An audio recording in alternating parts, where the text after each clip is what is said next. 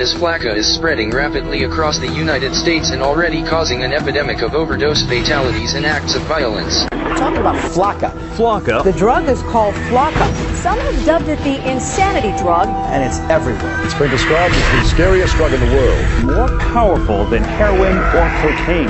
This is a synthetic drug that can alter your state of mind, raising excited delirium, body temperature, and literally losing their mind.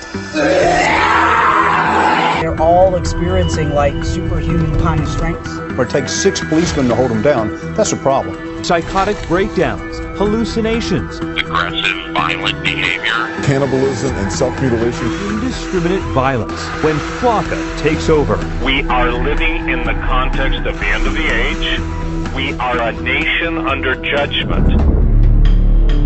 Welcome to stage 1 of the zombie apocalypse. It's been long theorized that controlled substances can bring people closer to the spirit world. Sometimes, however, what comes out of that experience isn't what you'd expect. And right now, our society is being plagued, dominated by an epidemic of controlled substances. In the 1970s, people were talking about peace and love, but nowadays people are coming back from bad trips and total psychosis. The number of overdoses are up, as are the cases of total zombification, i.e. demonic possession.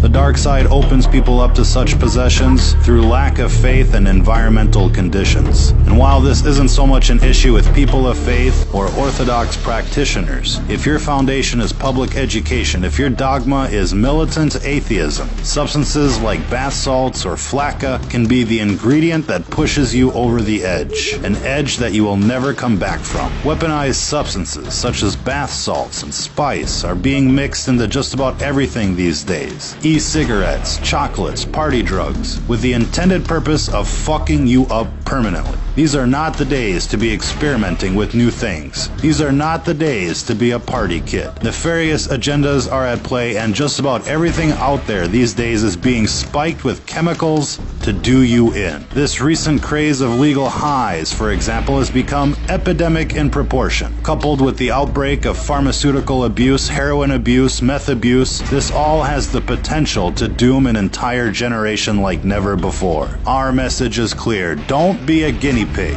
Whatever is out there circulating on the streets these days is experimental in nature. Cities are receiving experimental batches so that the effects can be recorded and analyzed. Now, we'd like to think that most of you out there have the common sense to avoid these types of substances. But if not, let this be a fair warning to you. If what you're into is not 100% natural, if your surroundings and mental state is not 100% positive, whatever you're thinking about is not worth the experimentation. Even alcohol has the potential of channeling in evil spirits. If you go to a liquor store, in British English societies, hard liquor is called spirits, and it's called spirits for a very good reason. Again, these are gateway substances, and when they're added to the atheist psyche, anything is possible. If you've ever seen somebody turn bright red while drinking, you're basically watching demonic forces take over. Most times, the affected individuals are unaware, and while most of us dismiss their drunken behavior as simply being drunken behavior, there is something else going on. The dark side is constantly trying to induce what's called mutation by design. It's the main reason why everything you buy is laced with chemical or unnatural substances. They call the food GMOs, with the intended purpose of changing the composition of people from a natural state to an unnatural state, from a natural vibration to an unnatural vibration. And while this gets into the metaphysics of the world at large, what you're seeing here isn't natural, it isn't safe, and it isn't just psychosis. It's what happens when you stare into the abyss, and when the abyss stares back. If you're listening to this, you are the resistance.